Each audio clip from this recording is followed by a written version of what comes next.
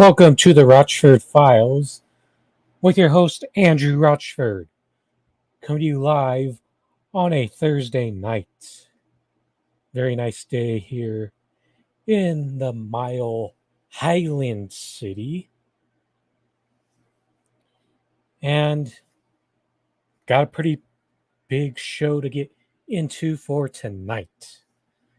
A lot of topics accumulated over the past few days. Hey, I'm living up to a promise for once. I told y'all I needed to do a stream on another day besides Saturday, and it's happening tonight on Thursday, and I'm doing it live. And let me know if you hear the fan through my mic. If that's the case, I'll turn it off. But if not, then we good to go. So we're going to start off with Malcolm Nance and his absurd propaganda trying to get more people to into this war for Ukraine against Russia. So I'm going to bring that up on the screen real quick.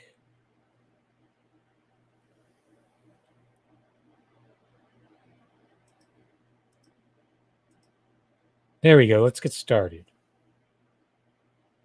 Now, from a secure location in Western Ukraine is Malcolm Nance, Executive Director of the Terror Asymmetrics Project. He's fighting with the International Legion of Territorial Defense of Ukraine. And Malcolm, we just watched that video of you, and Ali Arouzi was attempting to interview you for us to get more information on what you're doing. We saw those cruise missiles fly overhead. So explain to us why you are there and what you are doing. Well, as you know, I spent quite a bit of time here in the pre-war period. And when the invasion happened, I had friends who were in Donetsk, who were in the Ukrainian army, who were writing to us and telling us, we're not going to survive tonight. We've been hit 500 times. These are graduates at Defense Language Institute. These were my friends. And, as the more I saw of the war going on, the more I thought, I'm done talking. All right. It's time to take action here. So about a month ago, I joined the International Legion here in Ukraine, and I am here to help this country fight, what essentially is a war of extermination. This is an existential war, and Russia has bought it to these people, and they are mass murdering civilians. And there are people here like me who are here to do something about it. And we have some video here. This is some video that was shot by Ali's team of yourself with some supplies and the things that you are working on while you're there. We know there are about 20,000 people from 52 countries that are currently in Ukraine and have been there from the start of the war. What are international troops like yourself, what are you all tasked to do? Well, we are here for one purpose and one purpose only, and that is to protect the innocent people of Ukraine from this Russian aggression. And it's not a conventional war, Joy. Even though you have two armed forces going head to head here, what you have is you have another group.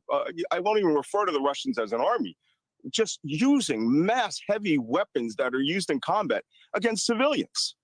They are destroying infrastructure. And then you find that they go to the cities and they massacre men, women, and children.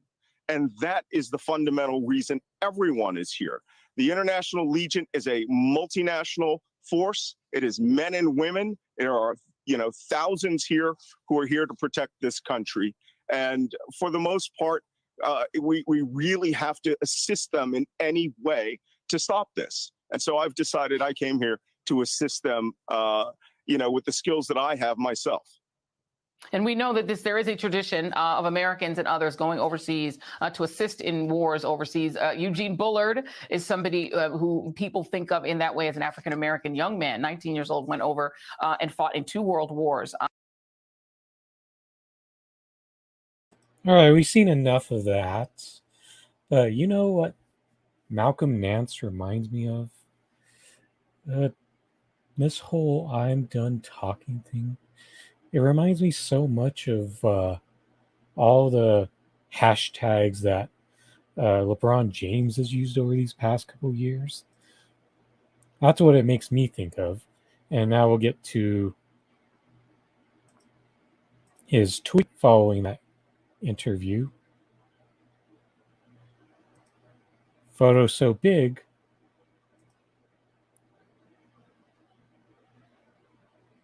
that I can't even put it all on the damn screen. But you all see what I'm saying here.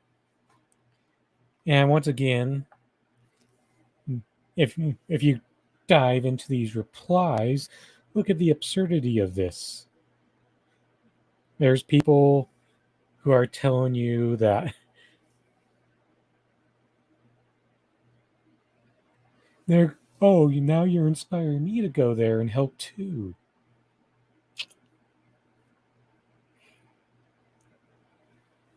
And it's sad the levels of propaganda that we've reached, especially since this whole conflict started in Russia and Ukraine. And the one big line that stands out to me on this, he says that they're there to help the people of Ukraine. Bullshit. If you were really serious about helping the Ukrainian people, you wouldn't be using them in a proxy war with Russia and having them be the sacrificial lamb as they're losing the battle right now, especially in Maricopa. That's what's really happening here. If the United States really cared about human rights in general, they'd be staying out. And if they have to do anything, they'd be pushing for a diplomatic solution. But we know the US and NATO are both examples of forces that do not want, they want this to go on. They don't really care about the innocent people on either side that die at consequence of this. Really only the true anti-war, anti-imperialists left do, which is why my focus is on making sure that the United States doesn't get involved first and foremost. And it's also a bit suspect if you're siding with the Nazis of Ukraine, because that's what essentially you're doing. And the difference is, yeah, I'm sure there's been some openly racist. Hell, I'm sure that there were white supremacists in the US military in the past too, like ones who were identifiable by the tattoos they have.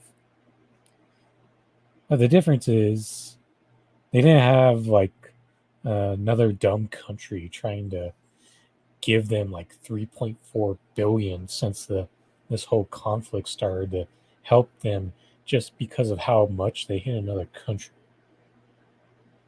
That's the stupid part right here. Then when you also get into this, how about the fact that does anyone really believe that Malcolm Nance really went to Liev? For all we know, he could have chosen some backwoods right here in the United States because it's a pretty obvious setting to look like a guy, a person that is, that's ready to go into combat. And that's how stupid this propaganda is, because if for some reason Ukraine starts to turn things around, then this guy will get to be seen as a hero.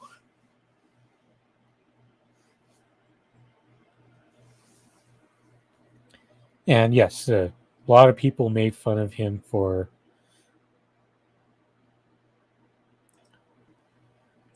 this weird stunt.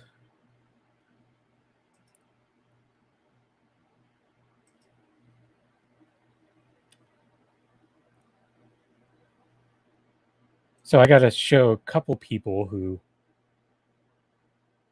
decided to take a moment to make fun of Nance before we move on.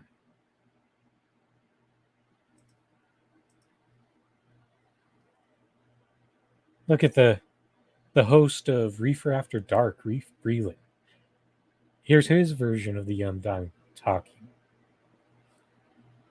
Then we got Trey with his.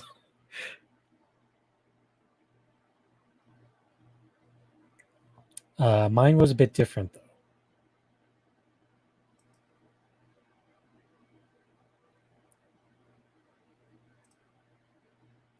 I did mine too. Have to virtue signal for the military with the camo mask. Hey, maybe some water will calm some things down.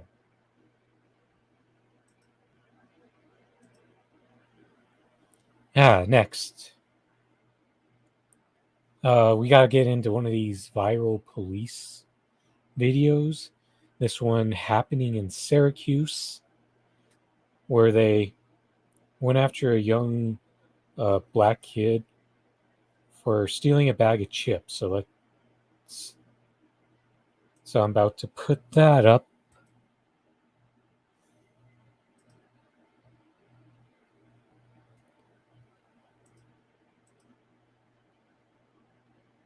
And thanks to the comrade Julie Reck for sharing this one.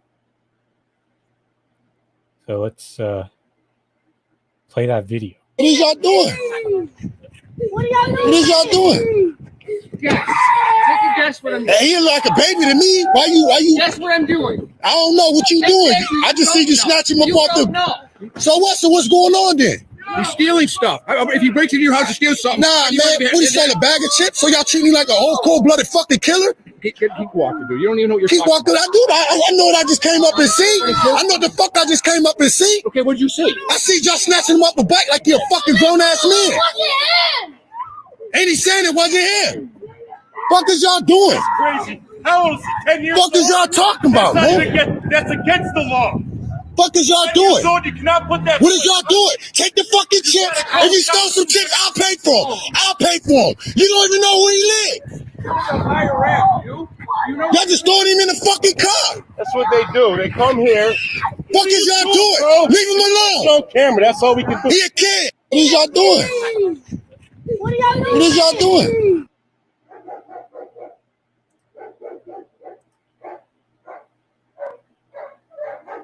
Holy fuck. This is the type of bullshit that makes the institution of policing irredeemable. You see this kid, hell, even one other kid that was around said he wasn't even the one taking the chips. And how does this make it look like when they're going after this type of pettiness? He's an 8-year-old kid. But we know that the institution of policing in this country, hell, many of our institutions, they always try to humiliate young black children. Tell me this. If this is a white kid and they catch stealing, do you think they're going to humiliate that white kid and try to put him in their car? Or do they give him a chance to pay for it, take the bag back?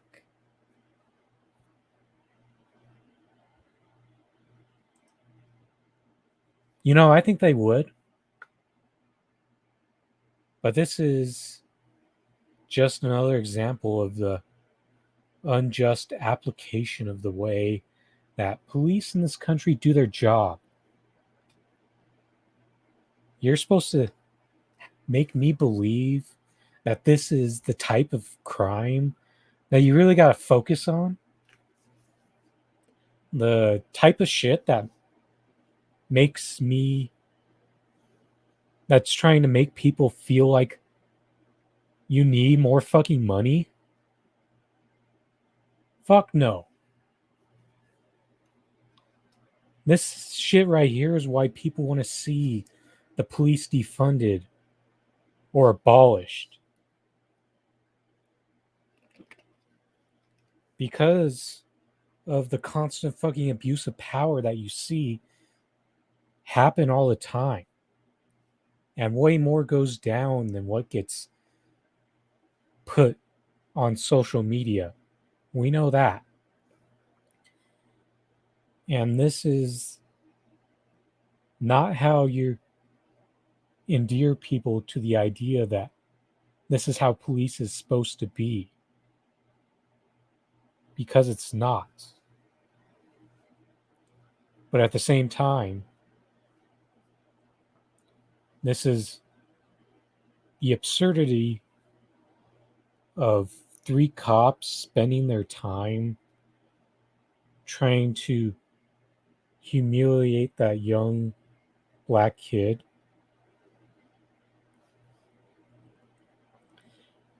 Which turns into adults where they go after and are far too aggressive in trying to arrest them or even just interact.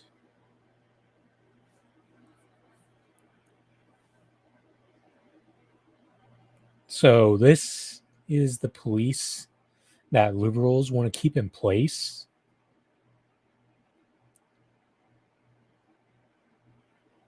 This is why the current form of policing,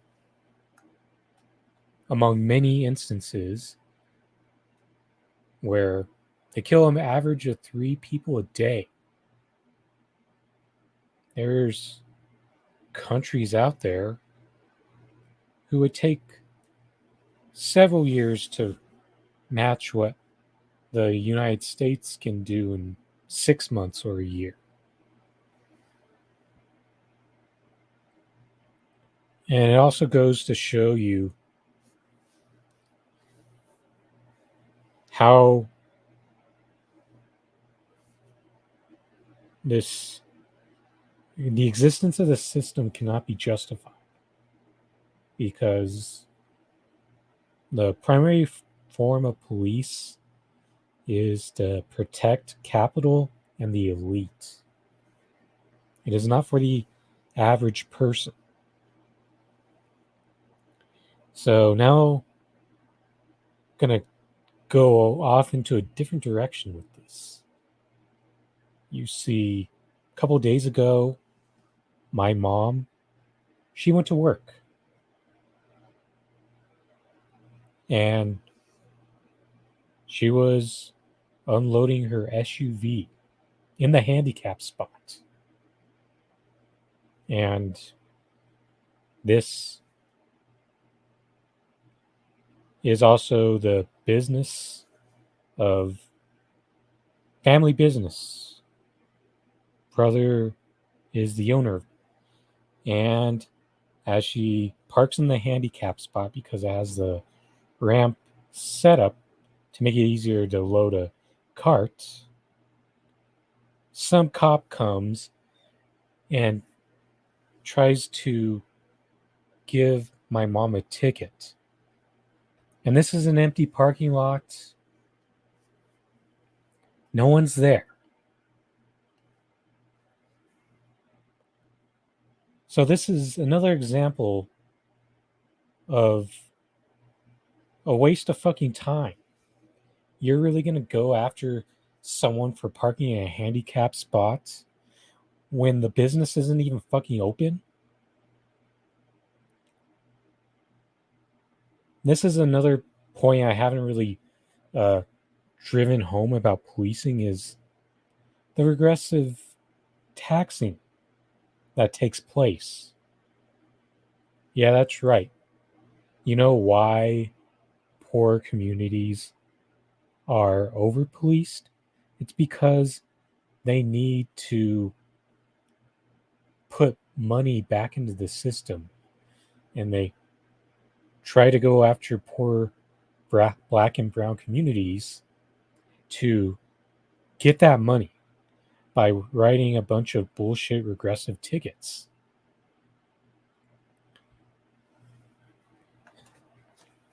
And that should be one of the most basic reforms of policing is any type of there's a bunch of petty things that police can write tickets on parking um, among one of the most common ones. And guess what? The amount of money that they sucker out of poor people for those tickets is absurd. And you wonder why more people can't get themselves out of this box. Because we cannot continue to accept this. It's I know we're in an uphill battle against a President Joe Biden who is adamantly against this. But hey, pretty much almost every elected politician is against this defund the police or end the road to abolition. But there's plenty of stories out there that's if you're open enough to listening to them, it should change your mind a lot from the whole pettiness of going after and humiliating black people, writing tickets, trying to write tickets on people parking in handicapped spots of businesses that are closed, not being able to help do anything better than solve 2% of all crimes. There's a lot out there. If you listen to people's stories of negative experiences, it should help change your mind as well. Oh, next, there was a new development in the Julian Assange case that just happened a little over a day ago. So let's talk about the direction that case is heading into.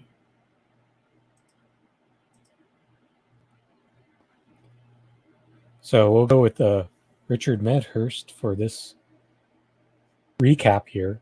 This morning, I watched in court as a judge ordered one of the most consequential journalists of our time, Julian Assange, to be extradited from my country to the United States to potentially face up to 2 centuries in prison. I never want to hear a word about our free press and democracy. Mind you, the judge himself was basically telling Assange, there's nothing I can do. I'm just here to rubber stamp this, not his exact words. Obviously, he was more eloquent in his formation, but we all understood what he meant. I'm doubtful, but I hope Priti Patel, as Home Secretary, will do the right thing.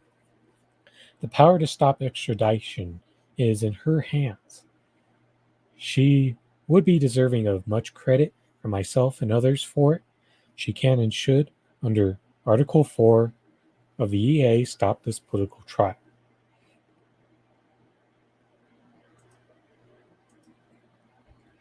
All right, so this right here is just another step forward to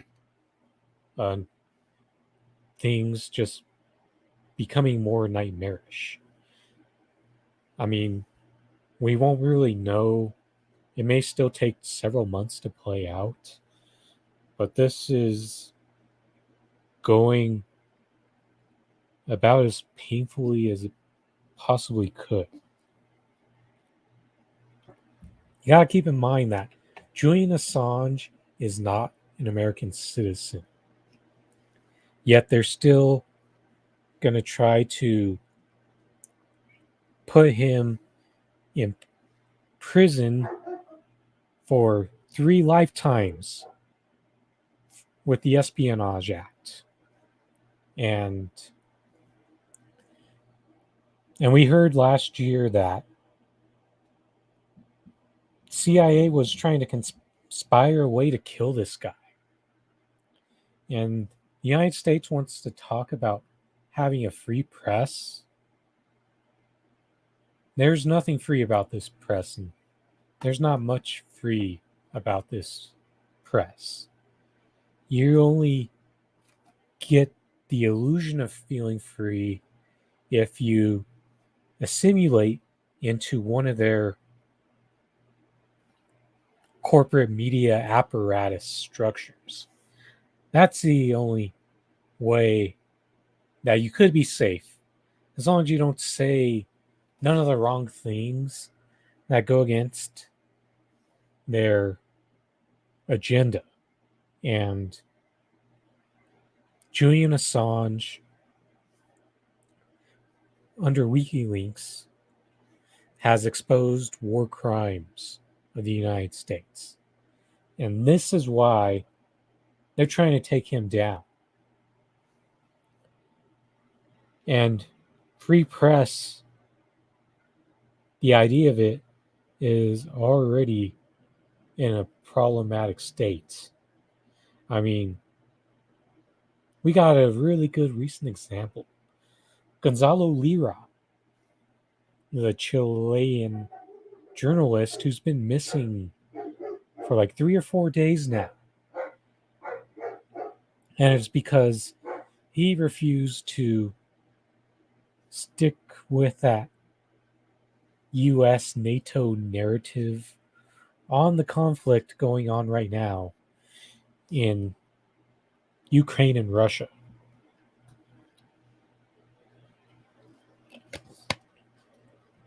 In fact, he even signaled it could happen. And we know for that example, there's something very fishy going on there. Just like we've had plenty of fishy bullshit that has gone on with this Julian Assange case, with this Ziggy Fordenson they try to get him to lie on behalf of the CIA state. Then the story of trying to figure out a way to kill him. But how many people are still caught up on the fact that the liberal media tries to tell you that his reporting cost Hillary Clinton the election? Really? But this is the state of where things are. And it's going to start the next battle once the Assange defense gets the opportunity to counter, since I doubt that the United States, anyone within that apparatus, is going to do the right thing and back off of this case like they should.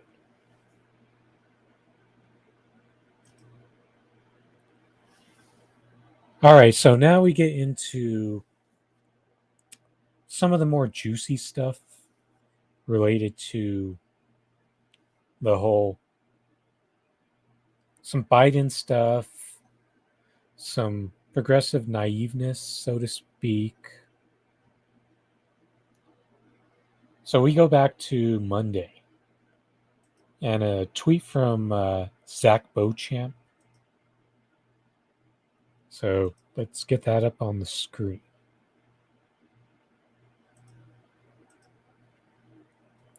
So Zach Beauchamp is a writer for Vox. And you're going to see one of the dumbest tweets for a guy who looks to be a millennial type could ever make. Biden's collapse with young voters is kind of mysterious. I've heard a lot of theories, but I'm not sure anyone of them is all that convincing.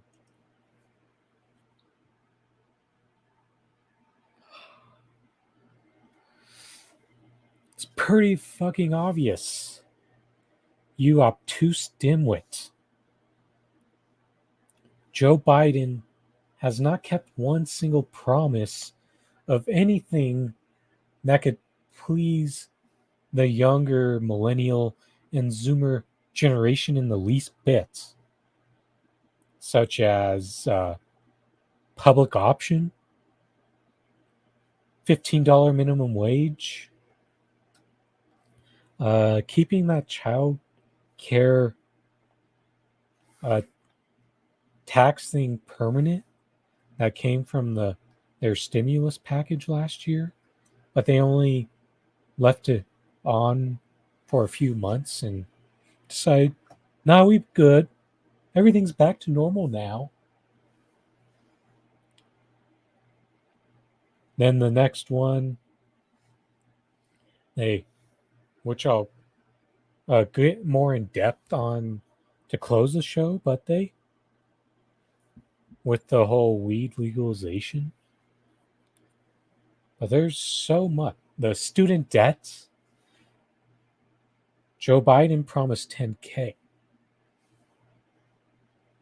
Chuck Schumer wants $50K. But no, they keep deflecting from that, especially through the press secretary of Jen Psaki.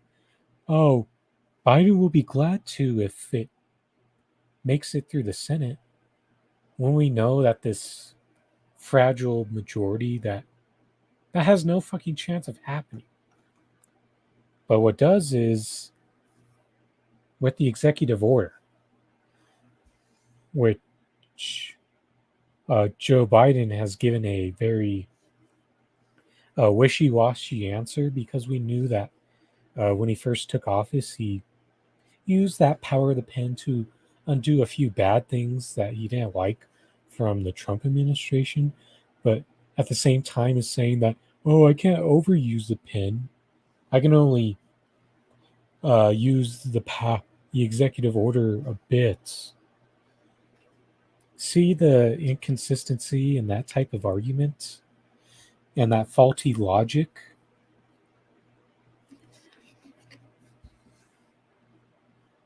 Are your ears ringing yet, Zach? Because they should be. And the sad part is, being this young and being this ignorant with your chest out. But at least I could see where a person like James Carville has that type of ignorance, because he works for the DNC. And I'm going to play a video from an interview last week, and that's probably where someone like Zach gets that inspiration from.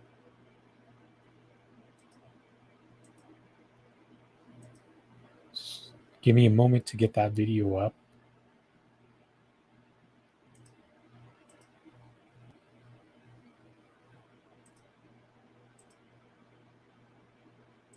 Democrats need to shut up and quit saying the president hadn't done anything for you, because he's done a lot. And if you look at his approval rating just among Democrats, it's running somewhere 15 to 20 points below where it should be. And a lot of that is from the yapping that comes from Democrats telling other Democrats that Joe Biden hadn't done anything for you, when in fact, if you're an hourly worker or you have a child that you're raising and you're in poverty, Joe Biden has done more for you than anybody else has ever done for you. You look at this outstanding Supreme Court justice. Look at the contempt and the disrespect and how ill-mannered they were to her. If you're a Democrat, I don't care what you are, what gender you are, what race you are, what anything, if you don't see that and you're not outraged and it doesn't make you want to vote, I can't do anything for you. You're just a whiny, complaining person. That ought to activate you and motivate you to get out and vote. You look around and you see the power that hourly workers have, people who we claim that we care about. You look at how much their lives improve. Look at 2 million people. A Yale study today said 2 million lives have saved because of the vaccine distribution that took place under the Biden administration. So this idea that he hadn't done anything for anybody, particularly the Democratic base, is just insane. It's wrong. It's demonstrably provable that it's wrong. Then why is it happening? Where does it come? See, this is the difference right here. At least this James Carville is by design supposed to spew out bullshit propaganda about how well the Democrats are doing. And if you don't believe that Democrats and Republicans are pretty much the same, a lot of those lines in that speech are very telling of that fact. I mean, he thinks that the Democratic Party has empowered workers. That's them trying to take credit for something that organizers have been doing. Organizers like Chris Smalls, they've been the ones who are empowering workers at places like Amazon and Starbucks to try to unionize. That's the type of movements that can be happening regardless of which party's in power. Then you've got the idea of that child tax credit, which once again, it's out of existence because Democrats decided it was only good for a temporary amount of time. And they think trying to only help a percentage of people is good, since they're big time believers in the idea of means testing. But yeah, there's so much going on here that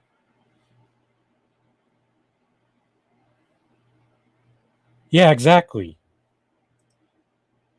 That's one of the big things that I've been hearing from a lot of people is this comment right here from Leah Neely, having to pay back the child tax credit. See the faulty logic that is being applied here. And don't get me started on the vaccines, because if they really cared about your health, they wouldn't just be telling you to take the vaccine.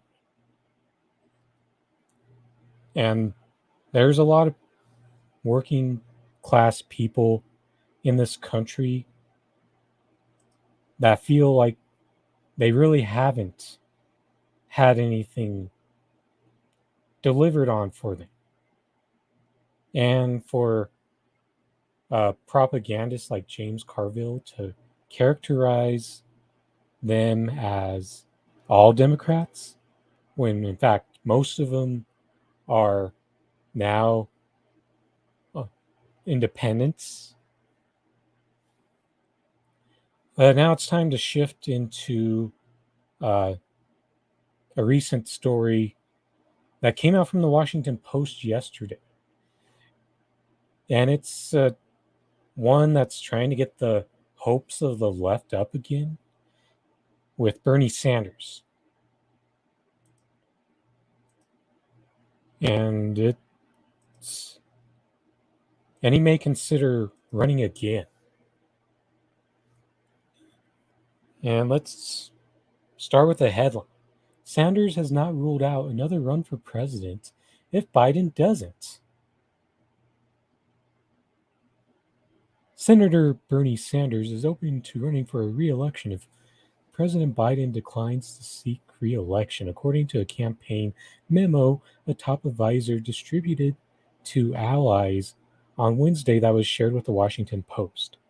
In the event of an open 2024 Democratic primary, Senator Sanders has not ruled out another run for president. So we advise that you answer any questions about 2024 with that in mind, says the memo from Faye Shakir, a close Sanders advisor who was his campaign manager when he ran in 2020.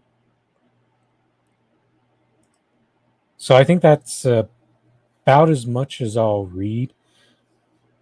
But how many people are about to go through the Stockholm Syndrome right now? Same song, different dance. Many of us went through it twice, but we won't go through it thrice.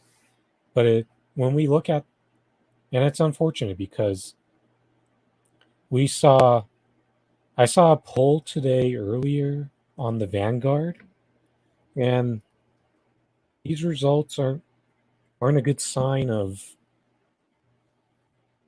the mindset of where the left is currently at right now. So let me put that current poll up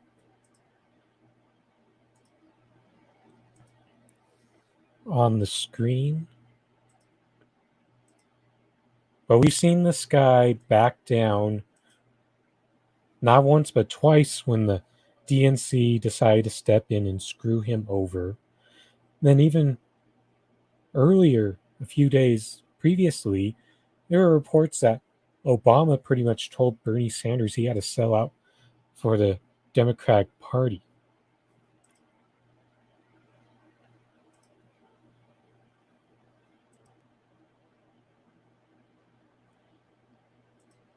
Exactly, Leah. This is what they're trying to do. They're trying to come up with a way to pull people back into the Democratic Party once again because they start to sense that they're getting frustrated with what Joe Biden has done as in the year and a half. But this poll results are not exactly a good sign of the left having a good mindset. Would you support Bernie Sanders if he runs in 2024? 65.1% said yes, and 34.9% said no. And I did vote no on this poll earlier today. And there's so many people who are now going to try to go back down that well. And what we know from the last election cycle, Bernie Sanders raised $100 million. And that, by the way, is all money that could have helped mutual aids all over the country immensely. I mean, it's one thing if you're going to make your vote without like the emotional investment, because when you look at what third parties have to offer for like the primary stuff, there may not even be a Green Party candidate worth voting on in the primary instead, or any other, given how the People's Party has literally gotten nowhere in the 6 years that they have tried to get their party off of the ground. And this also goes to show you the naiveness that a lot of progressives hold, because you've got people like Kyle Kulinski, Crystal Ball, Jordan Sheridan. They're starting to talk you up like it's possible that maybe if we do it differently or vote harder, they'll get Bernie Sanders through this time. They talk like we were so close to making it happen after that Vegas primary that back in 2020, when there was only like 3 or 4 states done by then. And how Bloody Monday completely ruined the campaign, where it's not even a guarantee that he would have came out with the plurality had he stood in, had everyone else stood in. And even if he did manage to get a plurality throughout that primary, you don't think that during the convention they wouldn't have figured out a way to get the electors to step in and give the nomination to someone else? This is why we can't go through this again. And how, if you are going to do anything electorally, it has to be from a more bottom up approach. I mean, voting third parties may not exactly be revolutionary, but you kind of have to commit to it if you ever want to see if either of these parties will ever change it. And as of right now, that feels very doubtful. And now we're going to kind of tie this into Nina Turner as well, since she's a couple weeks away from an upcoming election for that Ohio 11 seat again with Chantel Brown. So Jordan Sheraton made a Twitter thread in response to a tweet from James Fauntleroy of the Revolutionary Blackout Network. Had him on as a guest a couple months ago. If you want to go check that stream out on the channel after this is over.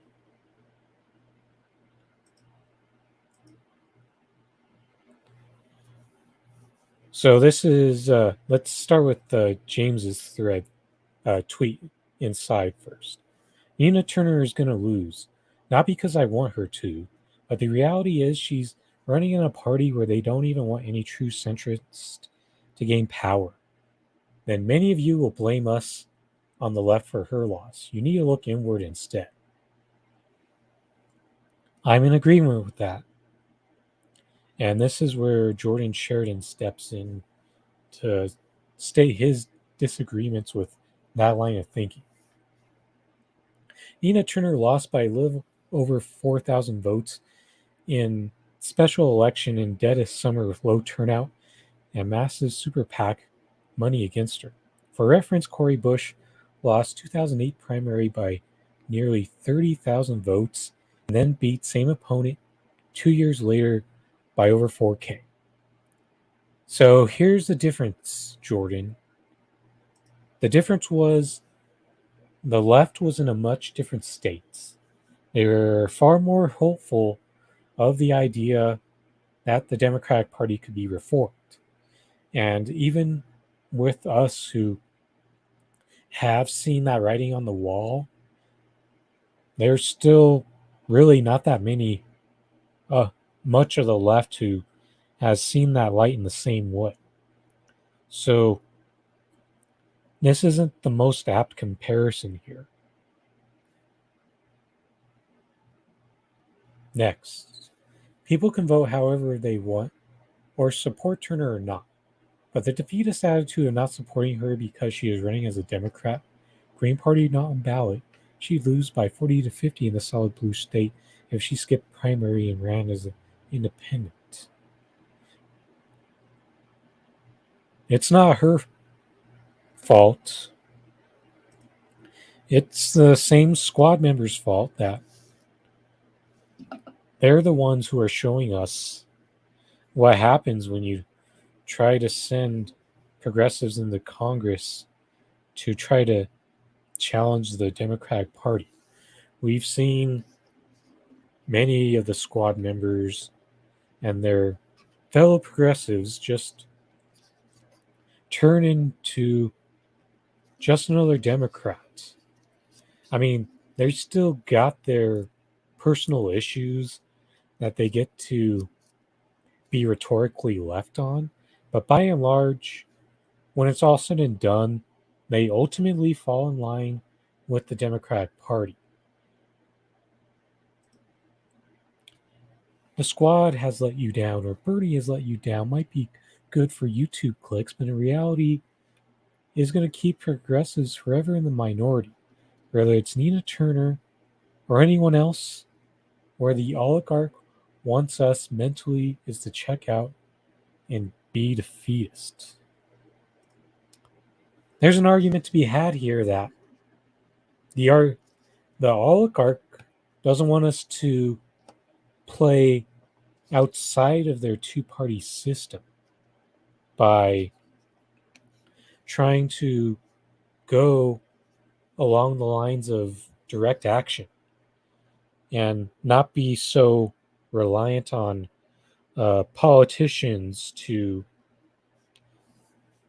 change things for us, because there's still a bunch of the left who still holds that belief that the only way we can ever get anything done is by forming the Democratic Party. But a lot of these people aren't exactly out here with us when it comes to coming out to these events like the March for Medicare for All, Julian Assange events, in the damn wars. Whenever the people try to organize stuff outside of this two-party system, they're often the ones who are being convinced to not go to those events or listen to people who tell you that being involved in that is bad. Oh, don't forget the whole trying to the General Strike Summit, when it was a discussion of things that we should have in preparation for one if we were ever to get one off the ground, and how that got strawmanned as a strike on YouTube. And Hassan Piker, they don't want you looking at candidates on their individual records, actions, or life stories, but want you sitting out completely if they are running as a Democrat, Republican, or Green Party. I've criticized Bernie and the squad when they should be. All right, this is another faulty equivalent connection here, because Nina Turner actually has a suspect record in the past she was a Clinton backer in her past before she got on to the Bernie Sanders campaign, used to push for like Obama care type stuff. So she's had a past of being suspect, just another Democrat type. Then once she got on Bernie Sanders' campaign, that's when she talked as a progressive fighter. And we saw last year when she went on Humanist Report, she rationalized the inactivity of the squad and told you that you would be disappointed in her. That's a suicidal statement to make, regardless of where you are on the spectrum and politically and trying to get in. Do you think that's really going to win people over and get people excited? You tell people, I'll get there, but I probably won't do as good of a job as you like. How's that supposed to get anyone a job, really?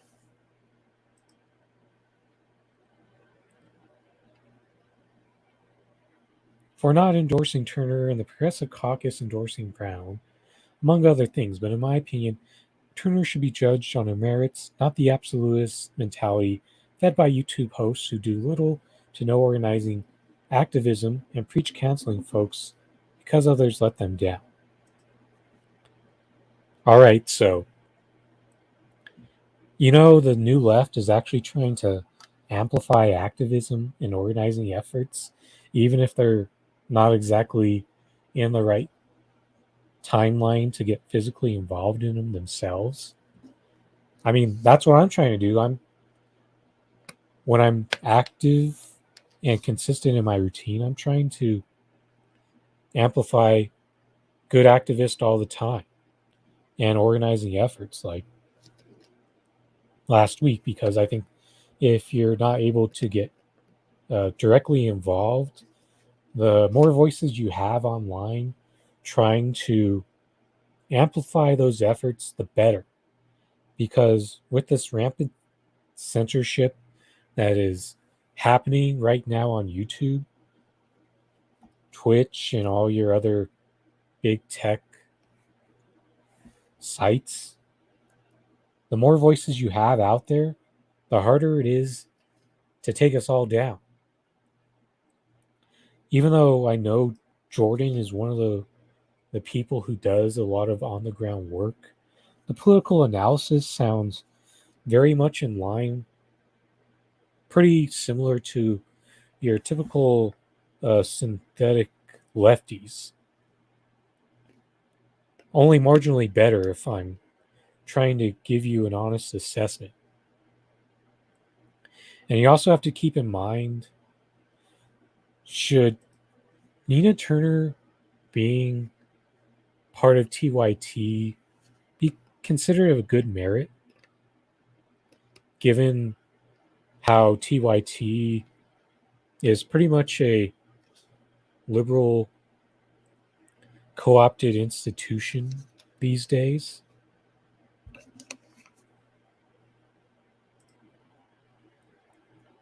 Finally, the idea that we should only focus on electoral politics or only focus on direct action gets us nowhere. It doesn't have to be one or the other. Status Quo and I have been covering the strike and union wave on the ground for over a year, more so than elections. Look, I don't think anyone reasonable is saying that we abandon electoral politics completely. But the way that we use the tool of electoral politics needs to be different. It can't be a tool that we use to tell poor people to give their last $10 to politicians,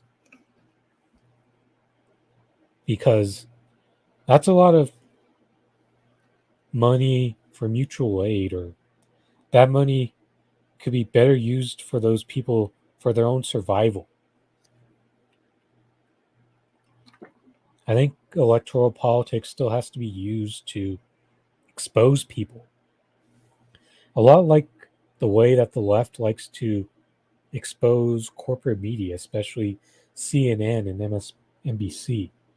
But sometimes the left loses focus of that, trying to expose politicians at times and the guise of electoral politics, because some of them get so enamored with trying to cheerlead for politicians when we could be using it to advance issues by telling people what the real way we feel that these issues are going to get advanced, since so many of these people, especially progressives, are letting us down on advancing anything meaningful.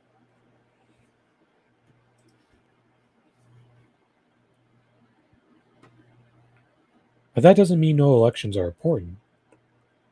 Nina Turner or any other candidate is not a god or going to single-handedly change the system.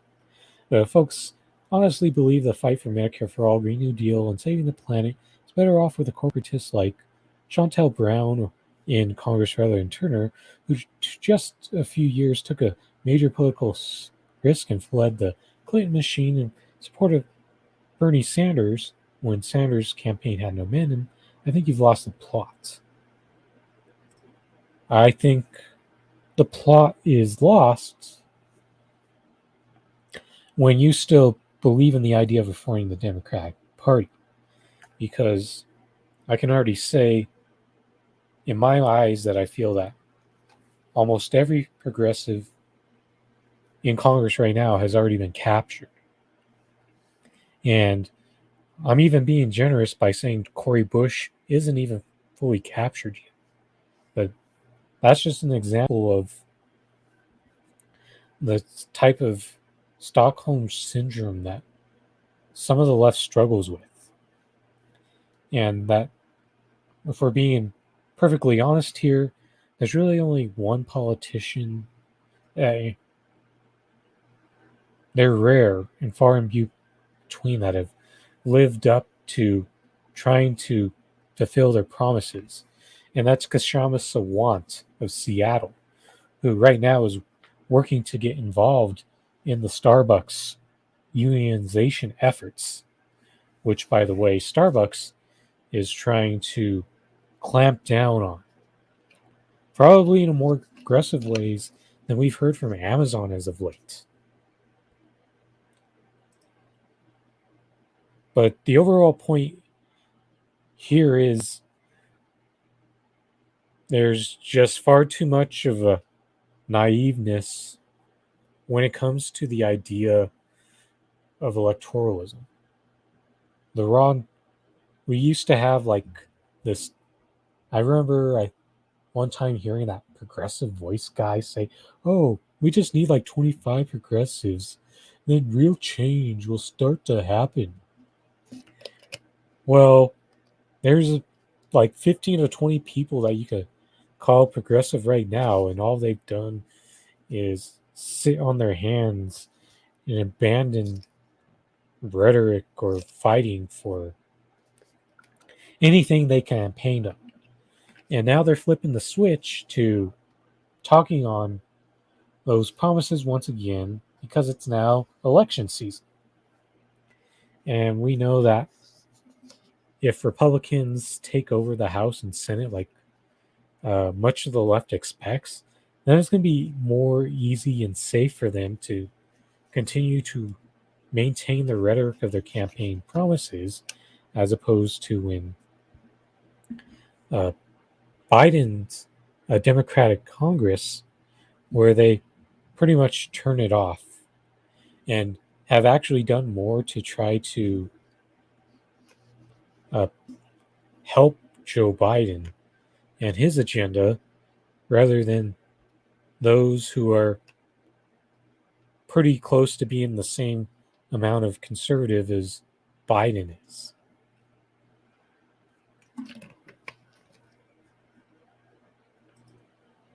So last thing we got on the docket, yesterday was 420. And now we'll get more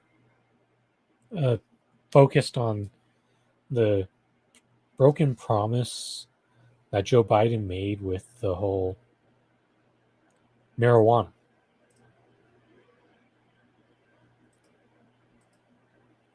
And this is a tweet that comes from the Holding Biden Accountable account. Happy 420. Yesterday was the 456th day. Today is 457. That Biden has refused to fulfill his cannabis campaign promises, which are still up on his website. Decriminalize the use of cannabis and automatically expunge all prior cannabis use convictions. Biden believes no one should be in jail because of cannabis use. As president, he will decriminalize cannabis use and automatically expunge prior convictions.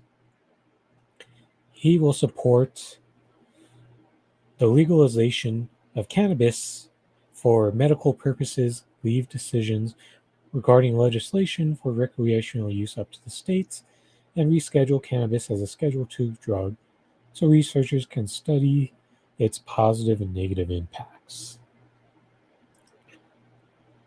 So now, I remember especially when I browse Instagram and I'd see all these slide stories. Oh, this is the Biden campaign platform and why you should vote for it. And I looked through it once and I'm like, you ain't gonna follow through on shit. And that's almost proven to be completely true. Because there is one promise that he did follow through on. When he told those corporate lobbyist that nothing would fundamentally change. And that is one thing he did hold his promise of. That's right, Crime Bill Joe would never decriminalize it. He needs bodies in jail. And that's why Kamala Harris was such a fitting vice president pick for him, because she was known for putting a lot of bodies in jail in California, especially over weed, among the many instances, in addition to the petty jail for not going to school or truancy and shit like that. So let's take, if you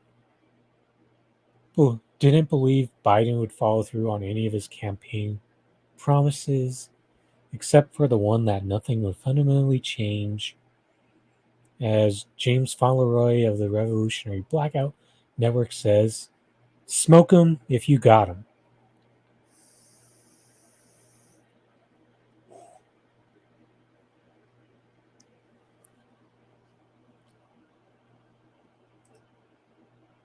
So that'll be it for tonight's episode of the Rochford Files with your host, Andrew Rochford. Thanks to the consistent viewership that I've gotten on tonight's stream. And be back Saturday at 3 p.m. Eastern for another stream. I'll get a few more stories in. Then I'll try to work on some new guests for next week. A couple of the guests that I have in mind, I'm pretty busy with other streams this week, so that's why I didn't attempt to ask yet. But I will attempt to next week. So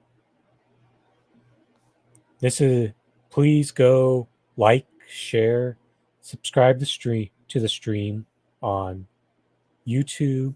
Follow me on Twitch. I'm also gonna upload this full stream on Odyssey and Rumble afterwards. And given the time of the dangerous censorship that is taking place in big tech, it is a good idea to be subscribed on multiple platforms. So please do that. I got the link tree below in the bio if you can click that and subscribe multiple places. That would be much appreciated. This is Andrew Rochford saying goodbye and good night.